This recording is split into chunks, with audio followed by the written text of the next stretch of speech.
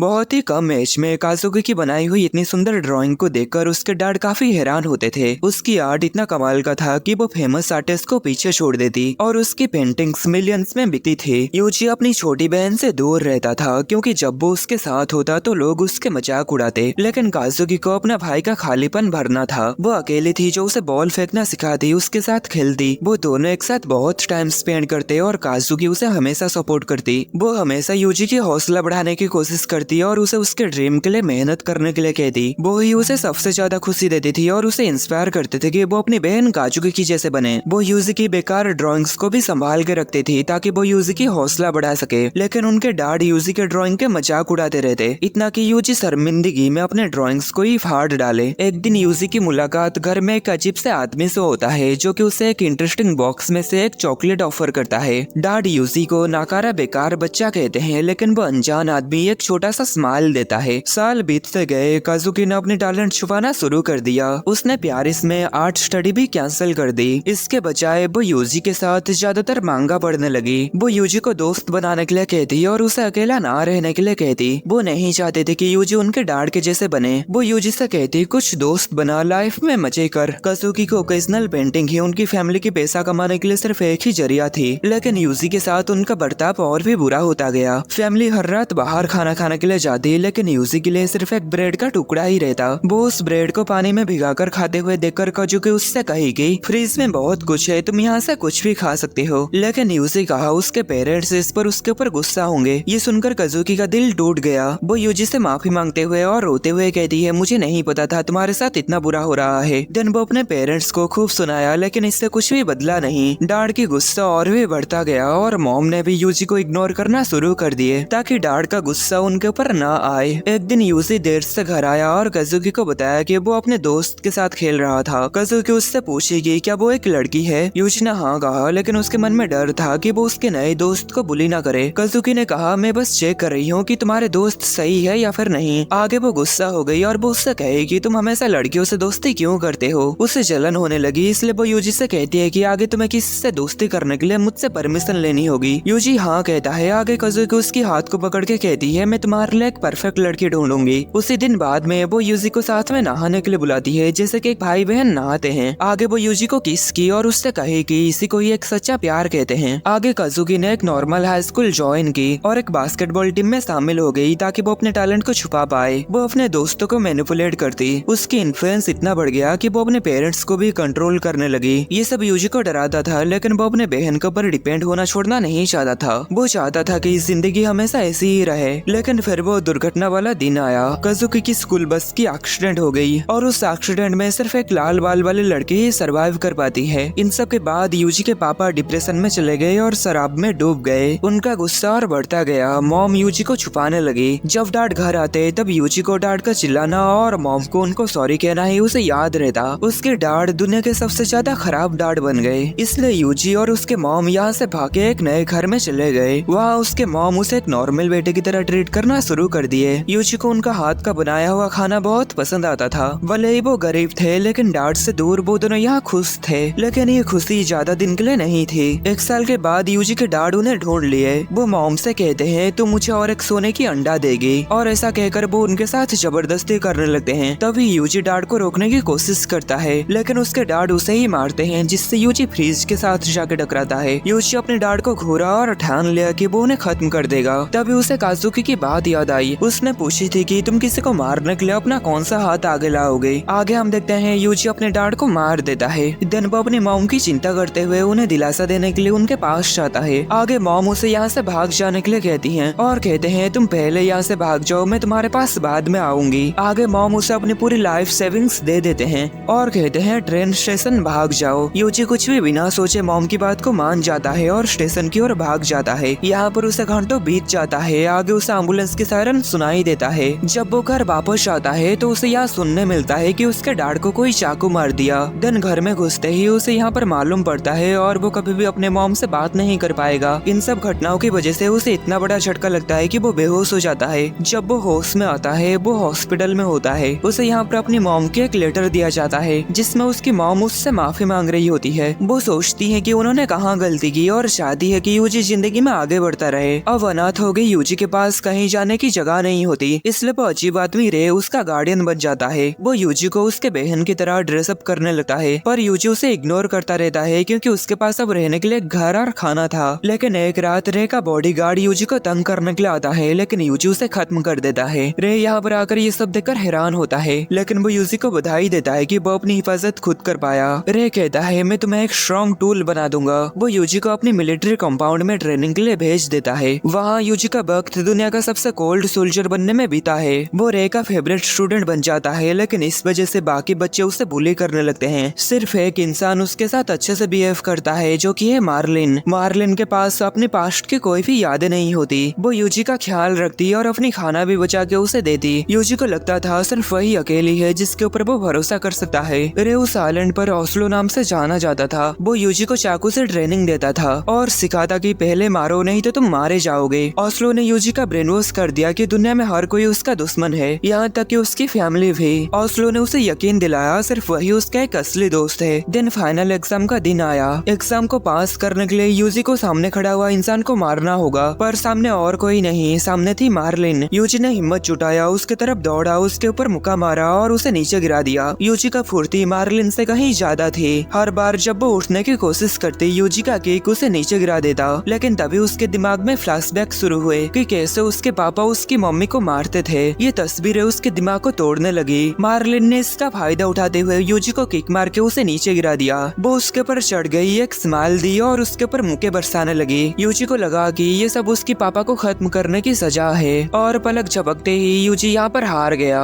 Oslo के लिए वो एक नाकामी था। दिन जेल के अंदर यूजी के पास मार्लिन आई और उसकी जख्मों का इलाज की। वो रोते हुए माफी मांगने लगी और कहने लगी कि मैं तुम्हें चोट पहुंचाना नहीं चाहती थी। नेक्स्ट वो यूजी को खाना खिलाती रही और उसके साथ बात करती रही। ग्रेजुएशन के दिन उसने अलविदा कही और यूजी से कही कि मैं तुमसे फिर से मिलूंगी। लेकिन वो आखिरी बार था जब यूजी ने मार्लिन को देखा। नर्स ने बाद में उसे एक बुरी खबर दी कि मार्लिन अपनी पहली जॉब में ही मारी गई। ग्रेजुएशन के बाद यूजी का पहला असासिनेशन मिशन आया। वो भेस बदल के एक रईस आदमी के रूम में घुसा। उसका ध्यान भटकते ही यूजी ने अपना मिशन पूरा कर दिया। उसकी असासिनेशन मिशन ऐसे ही सक्सेस होती रही। लेकिन एक दिन लॉ इन्फोर्समेंट ने ओस्लो के घर में ढाबा बोल दिया। उन्होंने सामने आने वाले हर रुकावट को खत्म कर दिए। ओस्लो को लगभग घेर लिए। सिक्योरिटी तोड़ने के बाद उन्हें एक अंडरग्राउंड पैसेज और एक स्टील का डोर मिला। उसे ब्लास्ट करने के बाद उन्होंने अंदर देखे कि अंदर एक सफेद बालों वाला बच्चा बैठा था। यूजी के सफेद बाल नीचे गिर गए। असाको जो वहाँ पर थी उसने यूजी को देखा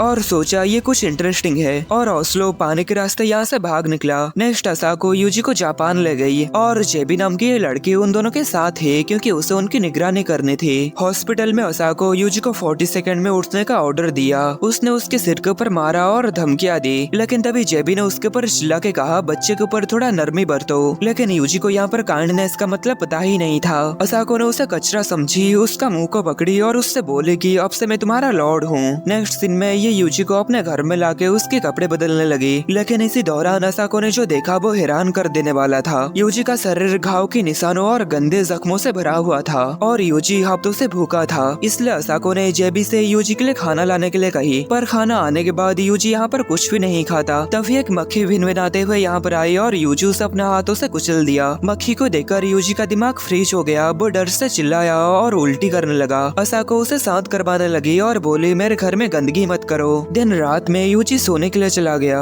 और असाको को यहाँ पर रियलाइज हुआ कि यूजी का दिमाग पूरी तरीके से यहाँ पर टूट चुका है। आगे असाको यहाँ पर बताती है कि वो यूजी को नहलाते हुए उसके शरीर में 2 गन के जख्म, अनगिनत चाकू के निशान और टूटी हड्डियों को देखी। असाको ने सोचा कि शायद उसके लिए मर जाना आसान होता, लेकिन असाको ने यहाँ पर कसम खाई कि वो यूजी का रक्षा करेगी जैसे कि सच में वो उसका लॉर्ड हो। अगले सुबह असाको यूजी के ऊपर चढ़कर उसे जबरदस्ती खाना खिलाने लगी। इस पर यूजी ने जेबी से बचाने की गुहार लगाया। असाको कहती है इस सुनहरी बालों वाली लड़की से मीठी मीठी बातें करना बंद कर। नेक्स्ट असाको यूजी को एक पपी देते हुए कहती है इसका ख्याल रखना, अब से ये तुम्हारा पार्टनर है। यूजी ने इस पपी का नाम रखा जोंडो, जो कि मिलिट्री कॉप्स का कोड नेम है। जेबी ने देखी कि ये पहली बार था जब यूजी ने एक बच्चे की तरह बिहेव किया। कुछ महीने के बाद असाको इंटेलिजेंस एजेंसी की जॉब छोड़ दी। जेबी ने उसे वार्न किया कि अगर तुम ऐसे ही जॉब को छोड़ दोगे तो फिर तुम्हें जेल या फिर फांसी हो सकती है। उसे लगा कि यूजी की वजह से असाको बदल रही है। असाको ने बताया उसे अब मरने का डर सताता रहता है क्योंकि वो यूजी का ख्याल रखना चाहती है, और साथ ही उसकी एक आँख की रोशनी कम हो रही थी जिससे वो एक अच्छी स्नाइपर बनी नहीं रह सकती। एक रात वो बाहर गई और देखे कि यूजी तारों को देखकर रो रहा है। यूजी बड़ा होने लगा। दौड़ते वक्त उसे असाको की एक बात याद आई। लड़कियों के बीच पॉपुलर होने के लिए उसे तेज दौड़ना आना चाहिए। पर एलिमेंट्री स्कूल के बाद मिडिल स्कूल में असाको ने कहा सिर्फ दौड़ना काफी नहीं, जो लड़कियां फाइट कर सकते हैं उन्हें ही लड़कियां पसंद करते हैं। उसने यूजी को ट्रेनिंग दिया और बताया ताकत का यूज सिर्फ सही बचाव के लिए करना, दूसरों को चोट पहुंचाने के लिए नहीं। आगे उसने कहा जीतने के लिए जो चाहिए वो करो। इस पर यूजी ने अपने डॉग को बुलाया जिसने असाको को काट लिया। आखिर में असाको ने कहा मिडिल स्कूल में फाइटर्स पॉपुलर होते हैं लेकिन हाई स्कूल में सिर्फ स्मार्ट लड़कों को ही लड़कियां पसंद करते हैं। असाको ने उसे मांगा से लेकर हर तरीके की नॉन फिक्शनल किताबें पढ़वाई। एक दिन यूजी ने असाको को गन साफ करते हुए देखा। असाको सिगरेट पी रही थी और उसने पूछा क्या तुमने कभी गन चलाए हो। अगले दिन वो उसे जंगल ले गई। यूजी ने 300 मीटर दूर से एक गन से शूट किया लेकिन वो मिस कर दिया, पर वो हार नहीं माना। असाको ने वादा किया कि अगर तुम अगला शॉट सही लगाते हो तो मैं तुम्हें गिफ्ट दूंगी। यूजी ने निशाना साधा और टारगेट हिट किया। असाको ने उसे केस दिया नंबर 9029 जो कि उसकी एजेंट नंबर है। ये स्नाइपर राइफल अब से यूजी का हुआ। असाको ने कहा अपना रास्ता चुनो और कभी हार मत मानना। यूजी ने असाको से पूछा क्या मैं तुम्हें मास्टर बुला सकता हूँ, क्योंकि वो ना ही उसकी माँ थी ना ही उसकी बहन। अगर वो उसकी कुछ होगी तो सिर्फ मास्टर। सर्दियों में असाको ने यूजी के लिए गोलियां जुटाई और वो दोनों शिकार पर गए। यूजी ने एक हिरण के ऊपर निशाना लगाने के लिए तैयार हुआ। असाको बोली एक भी गोली वेस्ट मत करना, ये टैक्स पेयर का पैसे से आया है। लेकिन यूजी का हाथ कांपने लगा और वो ट्रिगर नहीं दबा सका। असाको उसकी कमजोरी देखी लेकिन वो उसे दोस्त नहीं दिया। वो जानते थे कि यूजी ने बाकी बच्चों से काफी ज्यादा सहा था। एक दिन यूजी अपने डॉग की भौंकने की आवाज पर जागा और देखा कि घर में एक भालू घुस आया था। यूजी जल्दी से अपने बेडरूम की ओर भागा और गन निकाला, लेकिन जब वो वापस आया तो वो देखा कि भालू उसके डॉग को काट रहा है। उसने अपने डॉग को बचाने के लिए निशाना साधा लेकिन उसका दिमाग फ्रीज हो गया। वो गोली नहीं चला सका और भालू यहाँ से चला गया। यूजी ने हिम्मत जुटाई और सोचा अब डर मुझे रोक नहीं सकता। वो अपने डॉग को बचाने के लिए भागा, गन ताना, लेकिन वो बर्फ में फिसल गया। गोली चला और गन जाम हो गया। भालू ने उसे देखा और उसके ऊपर हमला करने के लिए तैयार था। यूजी ने चाकू निकाला और भालू के ऊपर वार किया, लेकिन भालू एक झटके में ही उस चाकू को उड़ा दिया। यूजी के दिमाग में आवाज गूंजा कि भालू को खत्म करो। उसने एक टहनी उठाई, भालू के आंख में मारा, देन गन को उठा के उसके सिर के ऊपर ताना। तभी उसे पास से एक आवाज आई। वो देखा भालू के 2 बच्चे उसके डॉग की ओर बढ़ रहे थे क्योंकि उसका डॉग उनके लिए खाना था। यूजी ने चिल्लाया मेरे डॉग को ही क्यों, मेरी फैमिली को ही क्यों। आगे दर्द से चीखते हुए उसने गोली चलाई। बाद में वो असाको के पास अपना डॉग का कॉलर लेके लौटा। असाको ने पूछी कि क्या हुआ। यूजी ने बताया कि वो भालू को नहीं मार सका, कितना भी कोशिश किया वो नाकाम रहा। असाको ने उसे गले लगाया और बोले कि कोई बात नहीं। सूरज ढलते वक्त उन्होंने अपने डॉग का कॉलर दफनाया। यूजी ने बोला आकाश वो असाको जितने स्ट्रॉन्ग होता ताकि वो खुद से मर सके। असाको बोली तुम्हारी जिंदगी कोई भी बेकार बहाना नहीं है। मुझे पता है तुम तब तक किसी को नहीं मार सकते हो जब तक मैं तुम्हें ऑर्डर ना दूं, लेकिन याद रखो तुम्हारा खाना और रहने के लिए घर टैक्स पेयर के पैसे से आता है, इसलिए तुम्हें उनकी हिफाजत करनी है। आगे वो बताती है पहले अगर तुम्हें 10 दुश्मनों को मारना पड़ता तो तुम्हें मरने की इजाजत मिलती,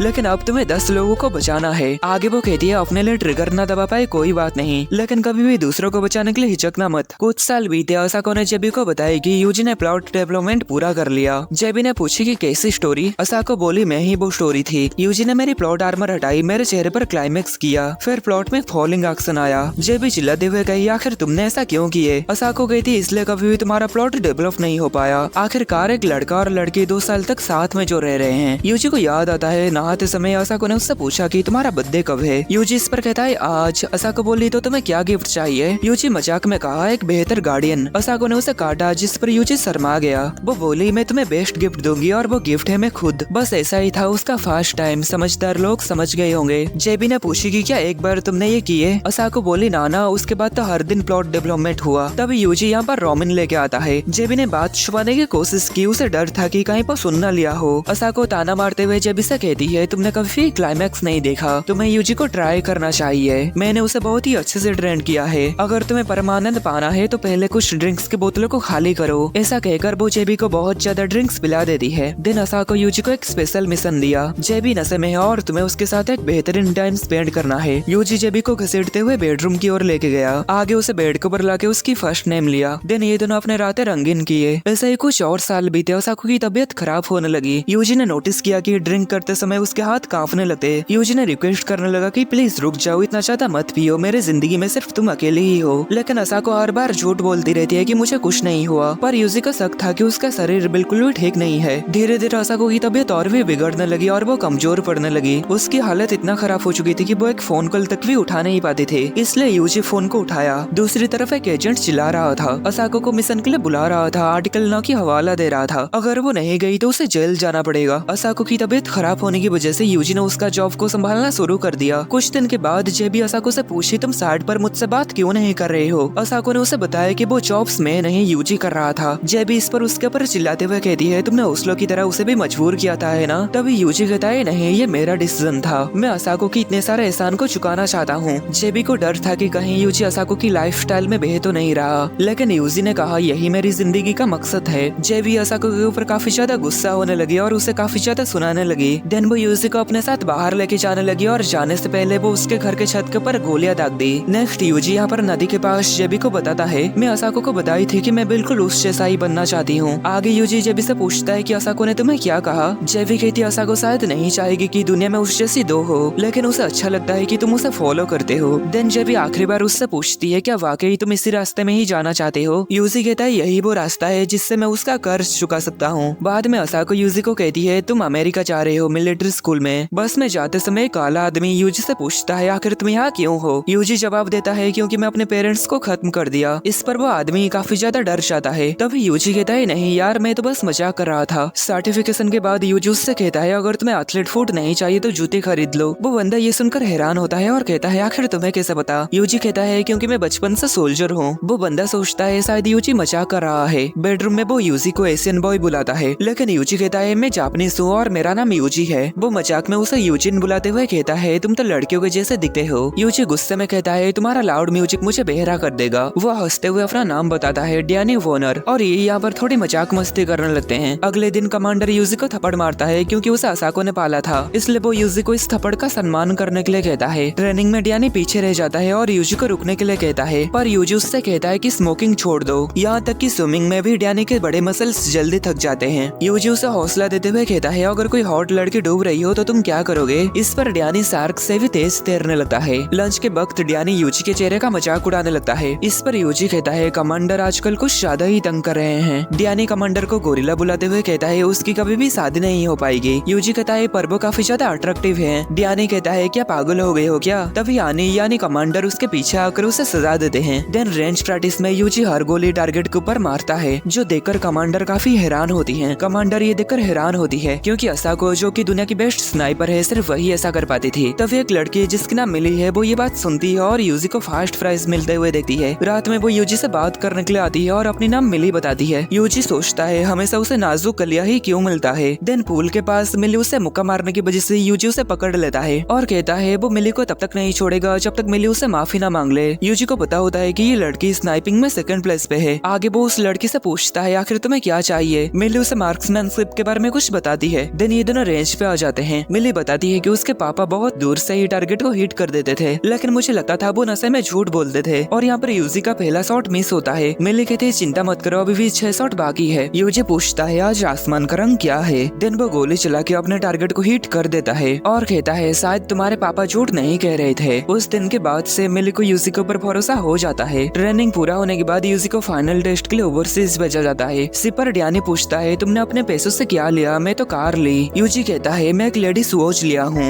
डैनी इस पर उसकी मजाक उड़ाता है और कहता है, तुम मिली को अपनी छोटी वॉच दिखा रहे हो, लेकिन मैं उसे लंबी मिनट वाली दिखा सकता हूँ। मिली डैनी की इन गंदी बातों को सुन लेती है और उसे किक मारती है। तब यहाँ पर एक बंदा डेटिंग सिमुलेटर टाइप का एक गेम खेल रहा होता है और उस गेम में उसकी छोटी बहन की प्लॉट आर्मर हटने पर वो पगला जाता है। ये देखकर वो सोचते हैं, आखिर ये बेशर्म बंदा क्या कर रहा है। पर यूजी को इन सब चीजों में एक्सपीरियंस होता है, तो वो समझ जाता है कि ये बंदा भी जापानीज मैन ऑफ कल्चर जैसा है। दिन बे दिन यूजी को ऑर्डर फॉलो करने और कॉन्फिडेंस बनाने के लिए कहा जाता है। फिर एक दिन उन्हें असल बैटल फील्ड में डिप्लॉय किया जाता है। जंगल में यूजी यहाँ पर अपने स्क्वाड्रन देता है। इनमें से एक होता है कार चोर एरिजोना का ठग, एक गरीब लड़की जो रेस्टरूम में खुद को बेचती थी, एक आने में ओटाकू जो अपनी बहन को चाहता है, और आखिर में यूजी एक स्नाइपर जो किसी को मार नहीं सकता। ये थी आर्मी की सबसे ज्यादा बेकार टीम। ये सब यूजी सोच ही रहा होता है, तभी डैनी उसे इंटरप्ट करते हुए कहता है, उस चिड़िया को शूट करने के लिए ताकि उनके खाने के कुछ बंदोबस्त हो सके। यूजी इस पर उस बर्ड को शूट कर देता है, लेकिन इसके बाद उसे उल्टी होने लगता है। यूजी सोचता है, एक चिड़िया को मारने से ऐसा हाल हुआ तो मैं एक इंसान को कैसे मारूं। देन टेंट में उन्हें फील्ड का एक्टिव कमांडर मिलता है। नेक्स्ट वो सभी जाल बिछाने लगते हैं, लेकिन एक रात यूजी को दुश्मनों का पता चलता है। वो सभी पोजीशन लेते हैं, जंग शुरू होता है। यूजी दुश्मनों को न्यूट्रलाइज करने के लिए फायर करता है, लेकिन फिर से उसे उल्टी होने लगता है। उसके सारे दोस्त फ्रंट लाइन पर लड़ते हैं और रीइंफोर्समेंट का इंतजार करते हैं। यूजी कमजोर पड़ने लगता है, तभी कमांडर उससे कहते हैं, आंखें बंद करो और सोचो, तुम्हारे दोस्त और तुम्हारे फैमिली मर सकते हैं। वो जिनके साथ तुमने हंसी मजाक किए, खाना शेयर किए, वो सभी तुम्हारी फैमिली फैमिली है तुम्हें दुश्मन से बचाने के लिए लड़ रहे हैं। कमांडर आगे कहते हैं दुश्मन इंसान नहीं है, इंसान को मारने में हिचकना ठीक है लेकिन अपनी फैमिली को बेबस मरता हुआ देखना ये गलत है। उन सभी को मार दो, मैं पूरी जिम्मेदारी लूंगा। दिन हम देखते हैं एक एक करके यूजी सभी दुश्मनों को गोली मारते जाता है। यूजी को ये सब करने से नफरत होता है लेकिन फिर भी वो करता है और कमांडर काउंट करते जाते हैं। एक भी गोली वेस्ट नहीं जाती और फ्रंट लाइन के सभी दुश्मन खत्म हो जाते हैं। पर यूजी और भी लड़ना चाहता है, तभी कमांडर उसे पकड़ के कहते हैं शांत हो जाओ, सब कुछ ठीक है, अब आराम से सो जाओ। यूजी बेहोश हो जाता है और जब वो जागता है तो वो मिली की गोद के ऊपर होता है। मिली कहती है तुमने सभी को बचा लिया, हम हमेशा एक दूसरे के साथ देंगे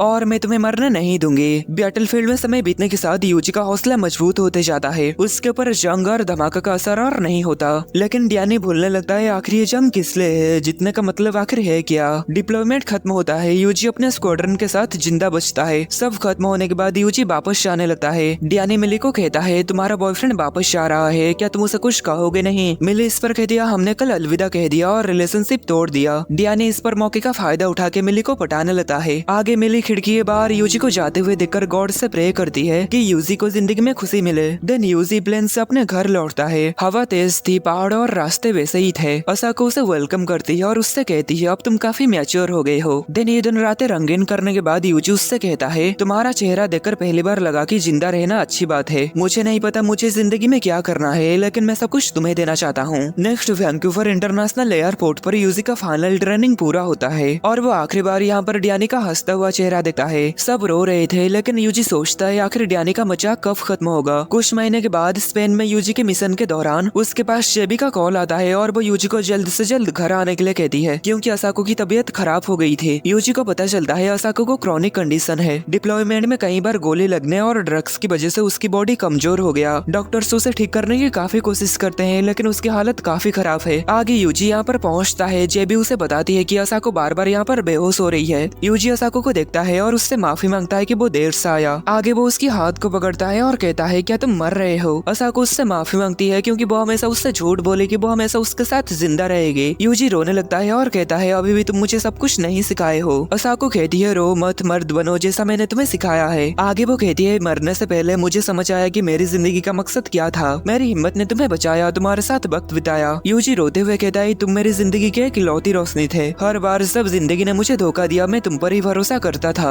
मैं सिर्फ तुम्हारे लिए ही जीता था। असाको कहती है पर तुम अब अपने लिए जियो और ऐसा मर्द बनो जैसा मैं चाहती थी। यूजी कहता है नहीं, मैं ये नहीं कर सकता, अगर तुम नहीं थे तो मैं अब जिंदा भी नहीं रहता। आखिर तुम्हारे बिना मेरा फ्यूचर क्या होगा। वो कहती है तुम ये खुद पता करो, लड़ते रहो और एक मर्द बनो, अब मुझे तुम्हें छोड़ के जाना ही होगा। यूजी चिल्लाते हुए कहता है आखिर तुम्हें जाने के लिए इजाजत किसने दी, अगर सामने गॉड भी हो तो मैं उनसे लड़ूंगा। असाको इस पर थोड़ी हंसती है और कहती है बेवकूफी भरा बातें करना बंद करो। ऐसे ही कुछ समय तक यूजी उसके साथ समय बिताता है। असाको कहती है आज तारे कितने सुंदर हैं। यूजी बाहर देखकर कहता है हाँ तारे बहुत सुंदर हैं। असाको कहती है मुझे याद है जब तुम पहली बार मेरे पास आए थे तब तुम तारों की ओर देखकर रो रहे थे। असाको पूछती है आखिर तब तुम क्या सोच रहे थे। यूजी कहता है मुझे याद नहीं। असाको हंसती है और कहती है मुझे पता था तुम यही कहोगे। आगे असाको कहती है मैं थक गई हूँ, क्या अब मैं सो जाऊँ। यूजी कहता है हाँ सो जाओ और इसके बाद असाको कभी नहीं जागी। देन जेबी के सबऑर्डिनेट्स असाको की बॉडी को ले गए। यूजी खुद को संभालने की कोशिश की। जब उसकी अंतिम संस्कार हुई तो जेबी ने बताया कि राख में एक गोली मिली। यूजी इस पर सोचता है ये तो असाको की पर्सनालिटी जैसा ही है। नेक्स्ट हफ्ते बीत जाते हैं। यूजी सोचता है क्या मैं उसी जगह पर वापस जाऊंगा जहाँ पर असाको थी, लेकिन तभी यूजी सोचता है वो तब तक वापस नहीं लौटेगा जब तक वो असाको से किया हुआ वादा पूरा ना कर ले, जो कि होता है 5 लोगों को बचाना। ये उसका लौता मकसद है। पर यूजी चाहता है कि किसी दिन काश वो उससे फिर से मिल पाए। यूजी दिन रात डिप्रेस में फर्श के ऊपर सोता रहता है। तभी जेबी आके उसे थप्पड़ मार के जगाती है। उस केबिन में जहाँ असाको की मौजूदगी अभी भी थी। यूजी के दिमाग में गलत ख्याल आ रहे थे, इसलिए जेबी उसे अपने अपार्टमेंट पर ले गई। वहाँ पर ये दोनों साथ रहने लगे और एक दूसरे को सपोर्ट करते थे। डिनर के वक्त जेबी कहती है तुम्हें जो चाहिए तुम वो मांग सकते हो। यूजी इस पर कहता है मुझे एक बेहतर टूथब्रश चाहिए, ये वाला थोड़ा सॉफ्ट है। जेबी इस पर हैरान होती है और कहती है क्या तुम अब तक मेरी टूथब्रश यूज करते थे। यूजी कहता है क्या फर्क पड़ता है, तुम भी तो मेरा रफ टूथब्रश को यूज करते थे ना।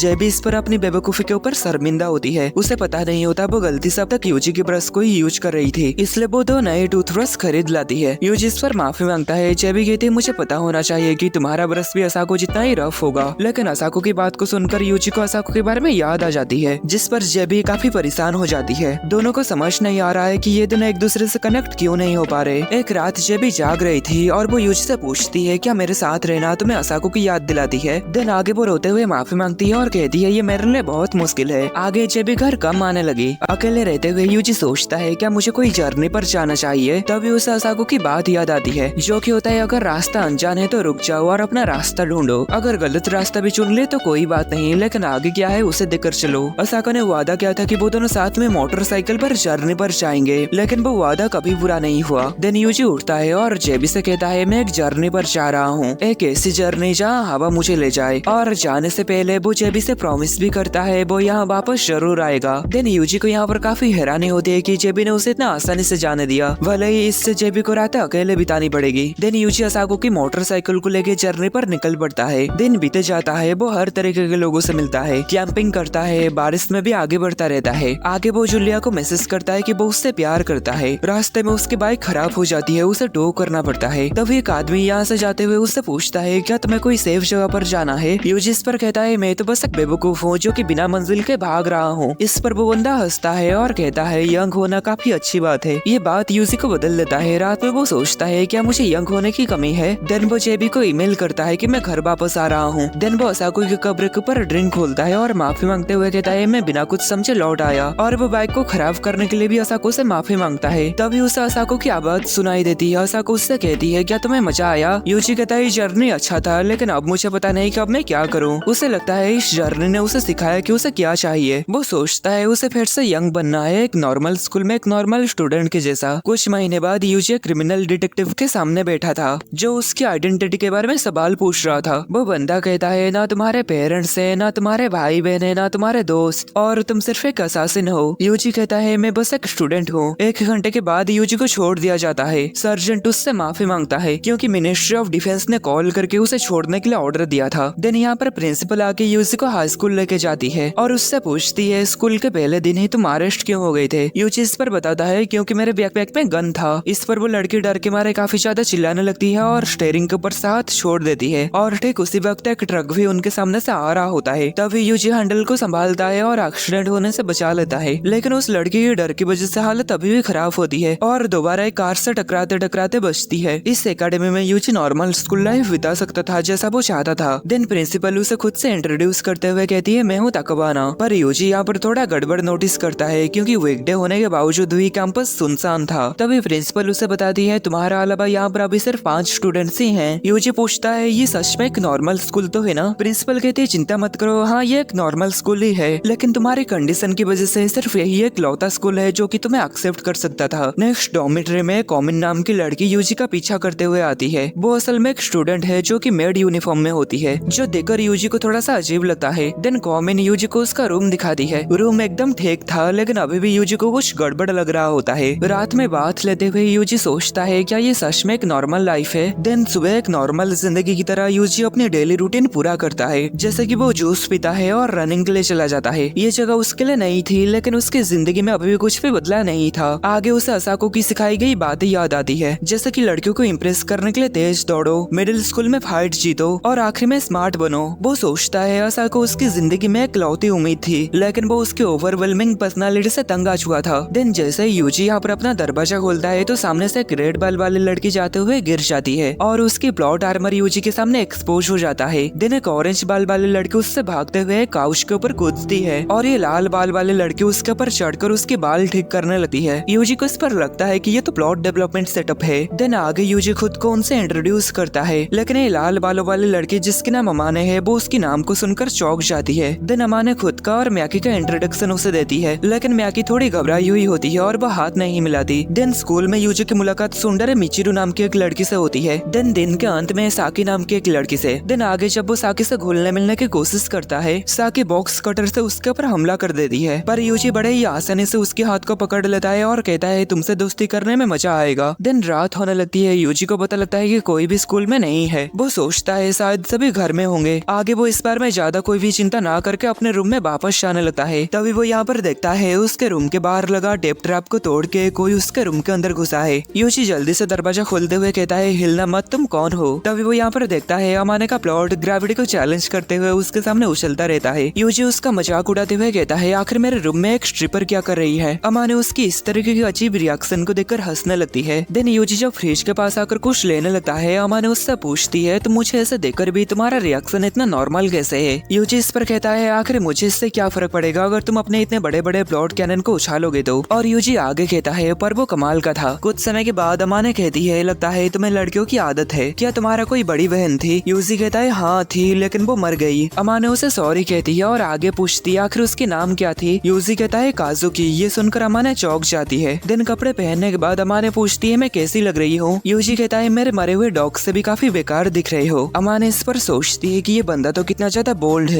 दिन वो टेबल पर रखा इन बॉक्स को देखकर पूछती है आखिर ये क्या है? यूजी कहता है उसमें मेरा डिनर है। अमाने कहती है वो खाना इतना भी अच्छा नहीं होगा, मैं तुम्हारे लिए खाना बना देती हूँ तुम्हारी बड़ी बहन बनके। दिन वो उसके लिए खाना बनाने के लिए चली जाती है। दिन यूजी को यहाँ पर शक होता है कि वो सुबह अपने रूम को लॉक करके गया था, पर अमाने उसके लॉक को बिना तोड़े ही अंदर कैसे घुस गई। दिन अमाने को यहाँ पर उस दिन की भयानक मंजर याद आती है जिस दिन उनकी स्कूल बस खाई में गिरी थी। आगे वो कहती है आखिरकार मैंने तुम्हें ढूंढ ही लिया। आगे यूजी यहाँ पर सोचता है ये कोई भी नॉर्मल स्कूल नहीं है, हर लड़की कुछ न कुछ छुपा रही है। तभी उसे जेबी का कॉल आता है। जेबी उससे कहती है तुम्हें एक नया मिशन दिया गया है। आगे यूजी अपना सूटकेस निकालते हुए सोचता है ये वो नॉर्मल स्कूल नहीं जो मैं चाहता था। नेक्स्ट अगले सुबह जेबी उसके पास आती है और उससे पूछती है कि न्यू स्कूल लाइफ कैसा है? यूजी कहता है हाँ तुम्हारे आने से पहले तो सब कुछ मस्त था। जेबी उदास होकर कहती है तुम अभी मुझे ताना मार रहे हो है ना? देन आगे वो कहते हैं नॉर्मल स्कूल नॉर्मल लाइफ तुम्हें मजा आ रहा है ना? यूजी कहता है हाँ बस तुम्हारे चेहरे की बदसूरती नॉर्मल नहीं है। ऐसे ही यूजी आगे भी उसे और भी ताने मारता रहता है। जेबी इस पर सोचती है यूजी के ताने पहले से ज्यादा तीखे हो गए हैं। देन वो गुस्से में गाड़ी को यहाँ पर ड्रिफ्ट मारते हुए यहाँ से चली जाती है। देन क्लास में आने पर अमाने उससे पूछती है वो ब्लॉन्ड लड़की कौन थे? यूजी कहता है मैं जहाँ जॉब करता हूँ वो मेरी बॉस थे। अमाने इस पर पूछती है आखिर तुम क्या जॉब करते हो? यूजी कहता है मैं तो बस कुछ कचरा साफ करता हूँ। देन आगे ये दोनों यहाँ बैठते हैं। अमाने उससे पूछती है आखिर उस ब्लॉन्ड लड़की से तुम्हारा क्या रिश्ता है? यूजी कहता है क्या तुम बेवकूफ हो? क्या तुम्हें लगता है मेरे जैसा कोई लड़का उस टाइप की लड़की को अपना गर्लफ्रेंड बनाएगा? अमाने सोचती है यूजी एक मिस्ट्री है लेकिन गर्लफ्रेंड नहीं है। ये जानकर उसे थोड़ा राहत मिलता है। देन वो यहाँ से चली जाती है। तभी यूजी नोटिस करता है मिचिरू छुप के उन दोनों की बातों को सुन रही थी। मिचिरू हड़बड़ा जाती है और कहती है ऐसा नहीं है कि मुझे तुम में इंटरेस्ट है। देन वो उसे इडियट कहती है। देन अगले दिन जॉगिंग के बाद यूजी नोटिस करता है अमाने उसके रूम में घुसने की कोशिश कर रही होती है। अमाने यहाँ अंदर आके देखते है कि यूजी यहाँ नहीं होता, जिस पर वो थोड़ी दुखी होती है कि वो यूजी को वेकअप किस नहीं दे पाई। देन वो यूजी की कपड़ों को सूंघती है और अजीब अजीब सी हरकतें करने लगती है। देन आगे वो यूजी के बिस्तर के ऊपर कूद के उसके बिस्तर के साथ पूरा लिपट जाती है। यूजी ये सब देखकर समझ जाता है कि उसमें ज्यादा कोई भी गड़बड़ी नहीं है, वो सिर्फ मुझसे ऑब्सेस्ड है। देन वो नॉर्मली रूम के अंदर घुसता है। अमाने इस पर चौंक जाती है और उससे पूछती है तुम कब से यहाँ पर हो? यूजी कहता है मैं तो पूरे समय ही तुम्हें ही देख रहा था। इस पर अमाने काफी ज्यादा शर्मिंदा हो जाती है और उसके ऊपर चिल्लाते हुए कहती है यहाँ से बाहर निकल जाओ। बाद में जिम क्लास में अमाने के पैर में चोट आ जाती है, जिस पर यूजी उसे नॉर्थ ऑफिस ले जाता है। देन इलाज होने के बाद यूजी यहाँ से जाने लगता है, पर अमाने उसे पकड़कर कहती है अभी मत जाओ। यूजी तंग आकर कहता है बताओ आखिर तुम्हें क्या चाहिए? अमाने इस पर कहती है मेरे साथ डेट पर चलो। यूजी कहता है पर क्यों?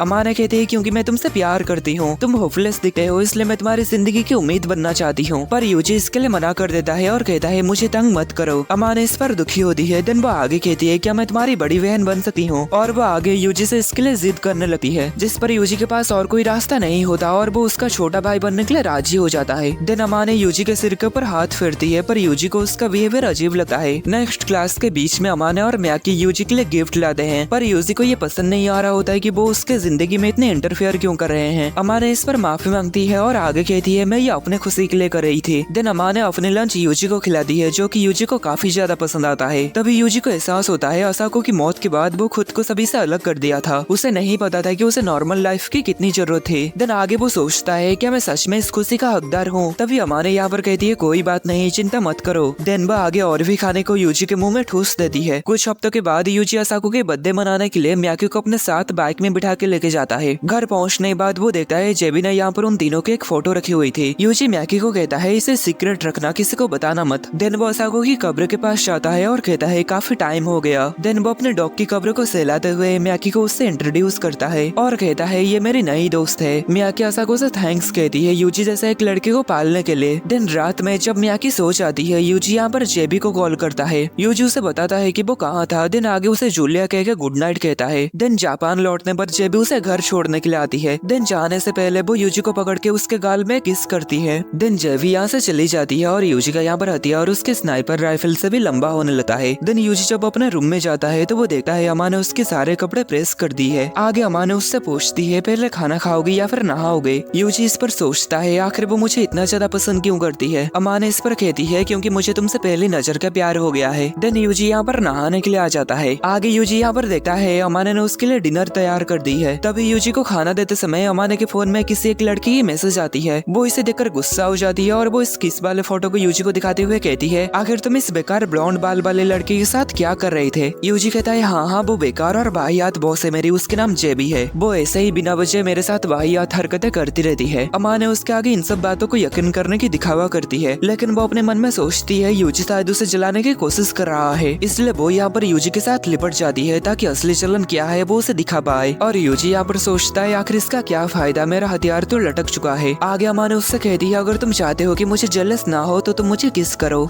यूजी सोचता है कि उसे सबक सिखानी ही पड़ेगी। देन वो उसे पकड़ के उसे आंखें बंद करने के लिए कहता है।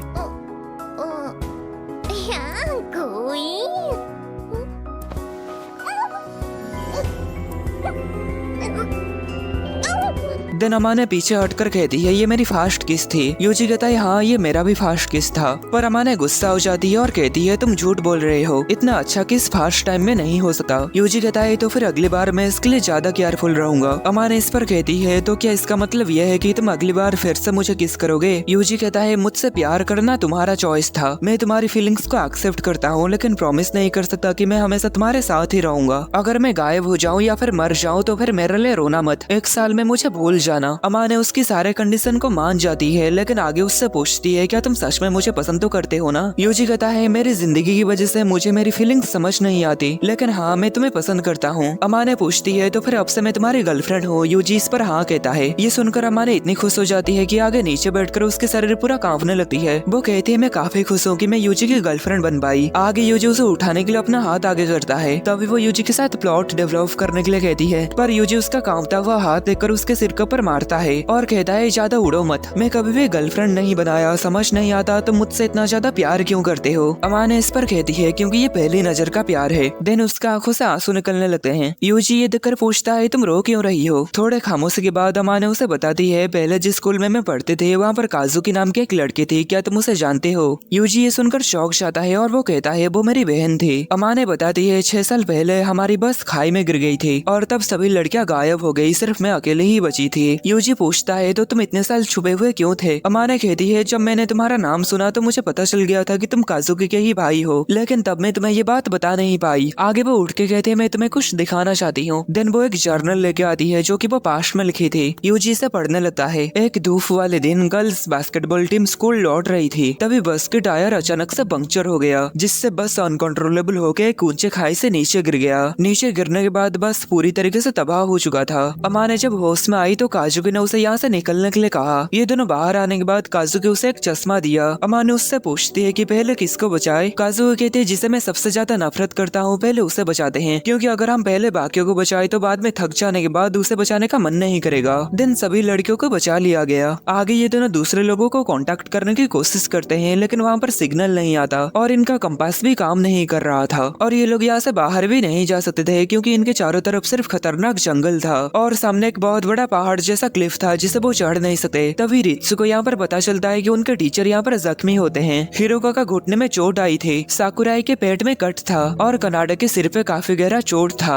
काजुकी ये देखकर कहती है, मैं इनका इलाज कर सकती हूँ। वो कनाडा से शुरू करती है क्योंकि उसका जख्म सबसे कम था और अगर बाकी लोग मर गए तो उनका टाइम तो वेस्ट नहीं होगा। अमाने उससे पूछती है, क्या तुम्हारे दोस्त हैं। काजुकी कहती है, अभी के लिए सिर्फ तुम ही मेरी इकलौती दोस्त हो। सारी लड़कियों की इलाज करने के बाद काजुकी को पता चलता है सीट बेल्ट बांधकर इम्पैक्ट सहने की वजह से उसका खुद का ही हाथ टूट गया था। टीचर को होश आने के बाद काजुकी उसे बताती है, शायद सामने के ट्रक में से लोहे का टुकड़ा गिरने की वजह से उनका बस का टायर फट गया। आगे इनकी स्टूडेंट प्रेसिडेंट कहती है, हम यहाँ पर फंस चुके हैं, यहीं पर बैठकर रेस्क्यू की इंतजार करने के अलावा हमारे पास और कोई रास्ता नहीं। पर काजुकी इस पर मना करते हुए कहती है, हमारे पास खाना पानी कम है, हमें यहाँ से निकलना होगा। पर प्रेसिडेंट उसे बेवकूफ कहती है। काजुकी इस पर उसे सॉरी कहती है, पर अमाने को गुस्सा आती है और वो काजुकी से कहती है, तुमने माफी क्यों मांगी। काजुकी इस पर कहती है, क्योंकि प्रेसिडेंट प्रेसिडेंट को बाद में मानना पड़ेगा कि मैं सही थी। अमाने सोचती है कि जिंदगी दाव पर है और इसे इसकी ईगो की पड़ी है। दिन रात हो जाती है। अमाने उससे पूछती है कि तुम क्या कर रहे हो। काजुकी कहती है मैं किताब पढ़ रही हूँ, मेरी फोटोग्राफिक मेमोरी है, एक पेज को देखते ही मुझे सभी चीजें याद हो जाती है। अगले सुबह अमाने देखती है एक लड़की फोन को हवा में उछाल रही होती है, इस उम्मीद में कि उसे फोन के सिग्नल मिल जाए। अमाने सोचती है कि हम पूरी तरह फंस चुके हैं। दिन जंगल में काजुकी को ढूंढते हुए वो उसे झाड़ियों में छुपी हुई पाती है। काजुकी इस पर बताती है कि वो कुछ ऐसे पौधे ढूंढ रही थी जिसे खाया जा सके, क्योंकि शायद 3 दिन तक भी रेस्क्यू नहीं आएगा।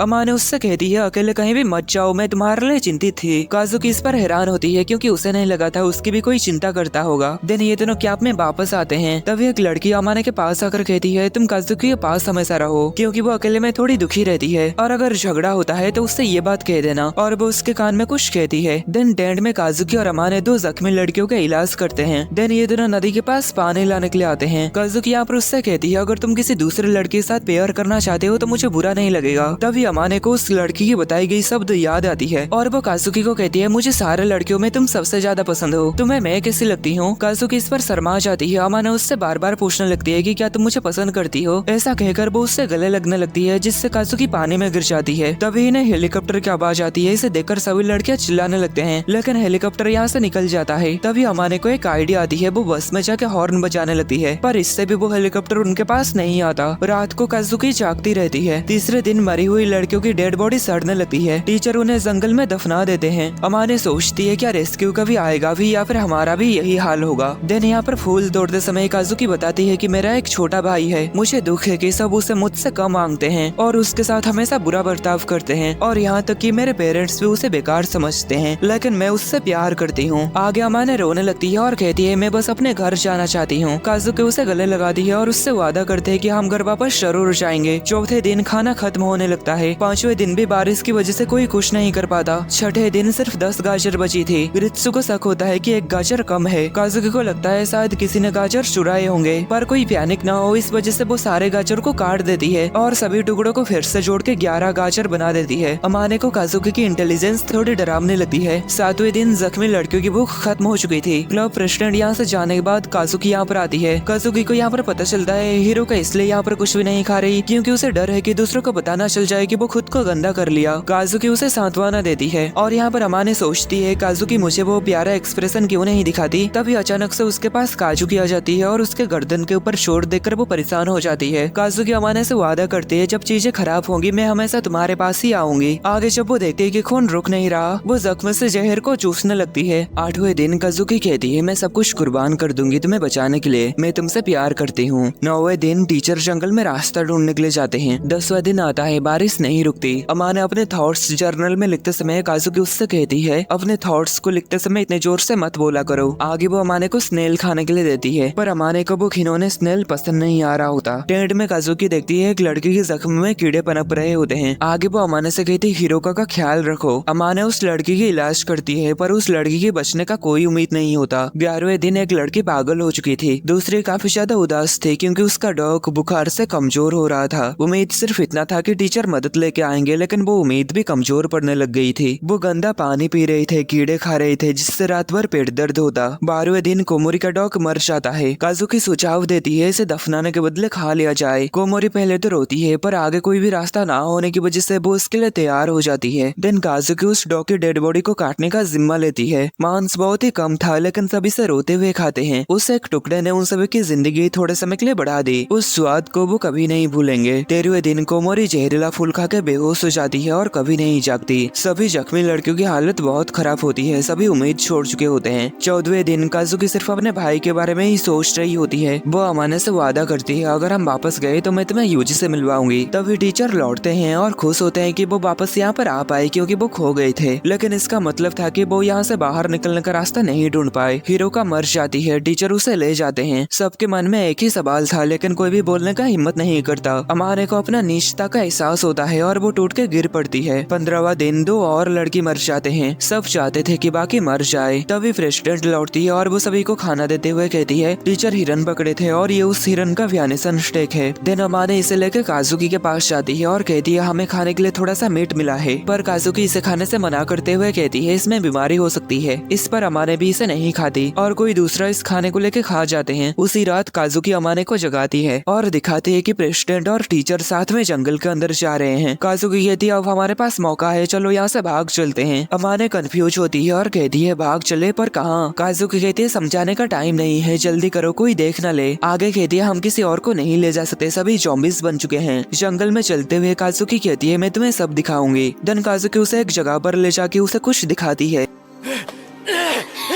हमारे यहाँ पर देखते हैं कि प्रेसिडेंट और टीचर जो कि ज़ॉम्बी बन चुके थे वो गफागफ कर रहे होते हैं। तभी काजुकी कहती है उनके आसपास देखो क्या पड़ा है। हमारे जब आसपास ध्यान से देखती है तो वो काफी ज्यादा चौंक जाती है क्योंकि वहाँ पर उन्हीं लड़कियों की कटी हुई डेड बॉडी पड़ी थी जो कि मर गए थे। यानी प्रेसिडेंट तब उन्हें हिरण का मांस करके इंसान का मांस खाने के लिए दे रही थी, जो जानकर हमारे काफी ज्यादा डर के चिल्ला देती है। जिस पर ये दोनों उन दोनों को यहाँ पर देख लेते हैं और प्रेसिडेंट टीचर से कहती है उन दोनों को जाके मार दो। काजुकी अमाने को लेके यहाँ से भागने लगती है और उनके पीछे टीचर पड़ जाते हैं। टीचर टाइटन के जैसा दौड़ते हुए उनके काफी नजदीक आ जाता है। काजुकी पलटकर अपने बैकपैक से उसके चेहरे के ऊपर मारती है जिससे वो बेहोश हो जाता है और ये दोनों यहाँ से भाग जाती हैं। काजुकी कहती है अब हमारे दोस्त इंसान नहीं रहे। तभी साकुमा उनके सामने आती है। काजुकी कहती है ये भी उन्हीं के जैसा ही बन चुकी है। दिन ये दोनों यहाँ से फिर से भागने लगते हैं। अमाने यहाँ पर गिर के रोने लगती है। तभी काजुकी उसे सांत्वना देते हुए कहती है मैं तुमसे वादा किया था कि मैं तुम्हें इस भयानक जंगल से निकाल के ही रहूंगी। तब यहाँ पर एक लड़की उन्हें ढूंढने के लिए चिल्लाती है। सभी लड़कियां उनके खिलाफ हो चुके थे। आगे ये दोनों उन सभी से छुपते छुपाते हुए भागने लगते हैं, लेकिन तभी वो लड़कियां इन दोनों को देख लेती हैं और हमारे यहाँ पर भागते हुए एक डाल के ऊपर ठोकर खा के गिर जाती है और उठ नहीं पाती। इसलिए वो काजुकी से कहती है तुम यहाँ से अकेले भाग जाओ, पर काजुकी उसे अपना बैग फेंक देती है और जंगल से बाहर निकलने का नक्शा देती है। अमाने पूछती है तुम क्या करोगी। काजुकी उससे वादा करती है कि हम फिर से जरूर मिलेंगे। दिन वो उसे धक्का देते हुए कहती है पीछे मत देखो चाहे जो भी हो जाए। दिन अमाने यहाँ से भागने लगती है। उसे एहसास होता है कि काजुकी बच नहीं पाएगी, वो उसके लिए कुर्बान हो जाएगी। वो पीछे मुड़कर काजुकी को इन लोगों से जूझते हुए देखती है। तभी वो काजुकी को स्माइल करते हुए देखती है जैसा कि वो उससे कह रही हो कि मेरी चिंता मत करो, तुम बस यहाँ से बच निकलो। दिन ऐसे ही और कुछ दिन बीत जाते हैं, पता नहीं है कि कितने दिन बीते। अमाने सरवाइव करने की कोशिश करती लेकिन बैकपैक में रहा मिठाई नहीं खाती, ये सोच कर कि काजुकी से वो दोबारा मिलेगी। दिन एक दिन उसे काजुकी और अपने बाकी दोस्तों की भूत दिखती है। उन तक पहुँचने की कोशिश में वो गिर पड़ती है। तभी उसे कार की आवाज सुनाई देती है। वो देखती है वो जंगल से बाहर निकल चुकी थी। सामने कैबेज का खेत देकर वो उसके पास जाकर जितना हो सके उतना कैबेज खाती है और वो काफी ज्यादा खुश होती है और खुशी के मारे रोने लगती है। ऐसे ही वो इस जंगल से जिंदा बच के वापस आ पाई। स्कूल लौटने पर सभी बच्चे उसे बुली करने लगते हैं और बातें करने लगते हैं कि इतनी घिनौना जिंदगी में वो कैसे बच पाई। हर सुबह वो उल्टी करती थी। कोई भी थेरेपी उसे उस गिल्ट से नहीं बचा पाई कि वो अकेली सर्वाइवर थी। तभी एक परफेक्ट इंसान आता है जो कि उसे उसकी गिल्ट से आजाद कर पाए। अमाने कहती और वो इंसान यूजी है। मैं इतने वक्त तक इस बात को छुपाती रही, मुझे बचाने के लिए तुम्हारी बहन खुद को सैक्रिफाइस कर दी। इसलिए अमाने चाहती थी वो यूजी की बहन बनकर उसकी जिंदगी से चुराया गया जरूरी इंसान की वो भरपाई करे। यूजी पूछता है क्या तुम मेरे करीब सिर्फ गिल्ट की वजह से आए। अमाने कहती है हाँ शुरू में ऐसा ही था, लेकिन वक्त के साथ तुम्हारे साथ जीते जीते मेरे गिल्ट कम हुआ और मैं सच में तुमसे प्यार करने लगी। ये बहुत ही खराब आउटकम है क्योंकि अब मैं अपनी लाइफ तुम्हें देके खुद को सजा नहीं दे सकती, इसलिए मैंने तुम्हें सारे पास्ट की बातें बता दी। आगे वो कहती है क्या तुम अपने स्नाइपर राइफल से अपने गोले को मेरे शरीर के अंदर भेजना चाहोगे। अमाने को लगता है कि यही एक रास्ता है जिससे कि उसे माफी मिल सकती है। बड़ा ही मजेदार रास्ता है ये। यूजी कहता है हाँ मैं अपनी इस हाथों से तुम्हारी लाइफ को लूंगा। ऐसा कहकर वो उसके सर के ऊपर मारता है। आगे यूजी कहता है जो लड़की अपने सर के ऊपर एक मार नहीं सह सकती आखिर वो इतनी बड़ी बातें कैसे कह सकती है। दिन वो आगे कहता है माफी मांगना बंद करो, मेरी एक ही बहन थी और तुम उसके जैसा एक्ट करना बंद करो। आगे यूजी थोड़े समय के लिए सोचता है और उसे एहसास होता है कि चाहे वजह कुछ भी हो अमाने उससे प्यार करती है। आगे वो अमाने को खड़ा होने के लिए कहता है और कहता है हर इंसान अपनी जिंदगी में कोई ना कोई पछतावे के साथ जीता है, भूल जाओ जैसे शब्द गहरे पछतावों के सामने बेकार है। दिन आगे कहता है तुमने मेरे लिए अपनी जिंदगी देने की बात की, मैं इसे एक्सेप्ट करता हूँ। अब तुम्हारी सजा ये है कि तुम मेरे लिए जियो, मैं तुम्हारा गॉड बनूंगा। मैं चाहता हूँ कि तुम हमेशा मेरे साथ रहो, अगर तुम भी गायब हो गए तो मैं तुमसे जिंदगी भर नफरत करूंगा।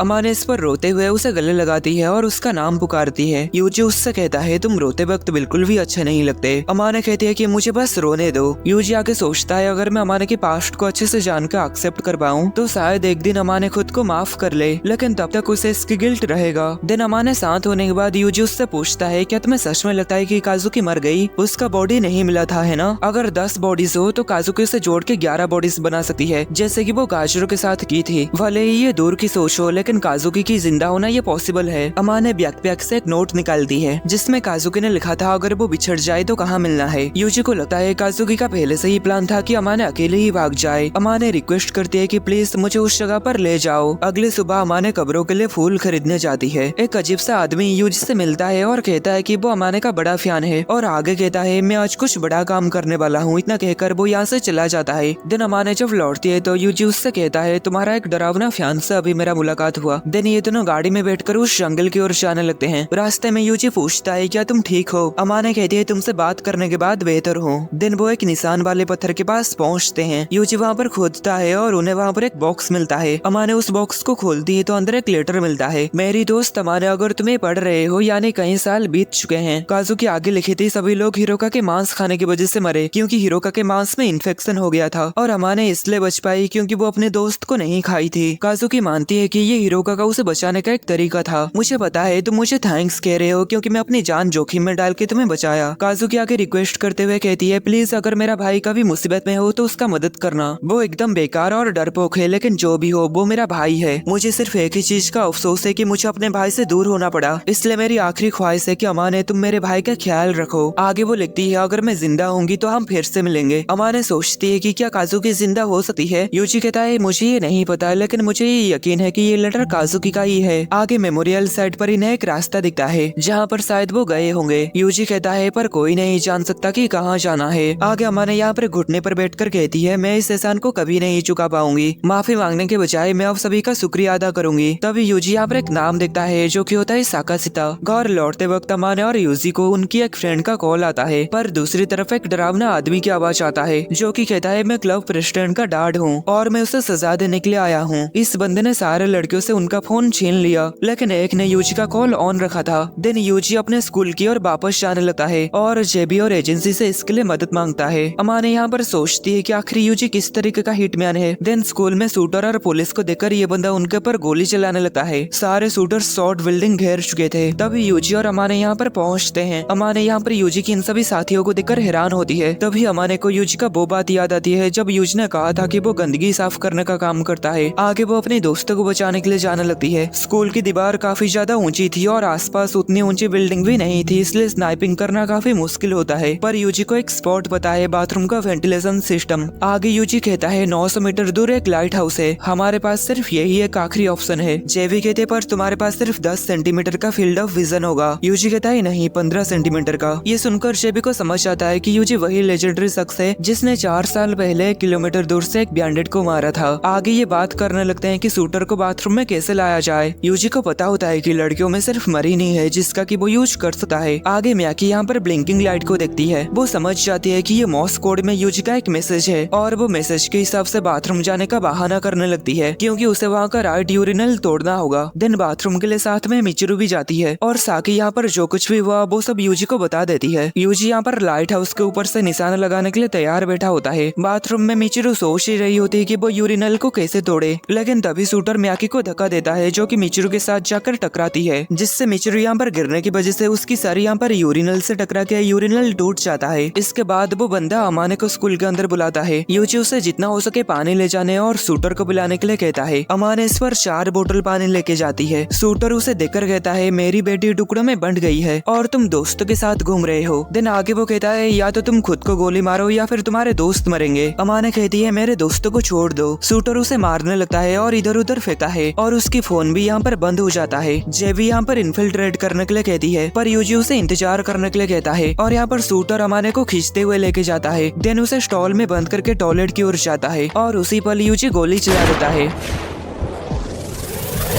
शूटर के कंधे में जाके गोली लगता है और वो गिर जाता है। अमाने बंदूक लेके यहाँ से भाग जाती है और तभी कॉप्स मेंबर्स अंदर आ जाते हैं और यहाँ पर सारे लड़कियां बच जाते हैं। देन शूटर को यहाँ पर घसीट के ले जाया जाता है। यूजी यहाँ पर अपना स्नाइपर रख के 10 सेंटीमीटर फील्ड ऑफ विजन को देखकर असाको से कहता है क्या मैं तुम्हारे और करीब आ गया। देन वो जेबी के पास आ जाता है। जेबी उसे बताती है कि सब सेफ है और प्रिंसिपल उसे बधाई देती है। यूजी कहता है चाहे ये स्कूल नॉर्मल हो या नहीं, ये मेरा स्कूल है। देन आगे वो सभी लड़कियों को देखने के लिए जाता है जो की उसे देखकर उससे गले लग जाते हैं। हैं और उसी दिन एक पुलिस जीप एक अनजान यॉट का पीछा कर रही होती है। तब यहाँ पर एक बंदा आकर मिसाइल चला के पुलिस की हेलीकॉप्टर को उड़ा देता है। नेक्स्ट सीन में यूजी यहाँ पर जेबी को अपने लाइफ की स्टोरी के बारे में बता रहा होता है, पर तभी उसे आधे में ही रुकना पड़ता है क्योंकि उसे मिलिट्री कमांडर से मिशन मिलता है और उसे बताया जाता है कि किसी भी हालत में वो इस मिशन में फेल नहीं हो सकता और मिशन को रिजेक्ट करना देशद्रोह होगा। देन यूजी अपना मिशन पूरा करने के लिए यहाँ पर आकर निशाना लगाने के लिए तैयार होता है। तभी उसे ओस्लो का म्यूजिक बॉक्स सुनाई देता है और उसे वो शब्द सुनाई देता है जिससे वो आज जो है वो बन पाया। यूजी स्कोप में अपने टारगेट को देख लिया है और उसे देखकर वो काफी घबरा जाता है और कहता है नहीं ऐसा नहीं हो सकता। तभी ओस्लो भी उसे देखकर कहता है मैं वापस आ चुका हूँ यूजी। उसे देखकर यूजी काफी ज्यादा डर जाता है और जोर से चिल्लाने लगता है और यहीं पर इस सीरीज का फर्स्ट पार्ट खत्म होता है। आगे की पार्ट्स को देखने के लिए वीडियो को लाइक करिए और सब्सक्राइब करिए।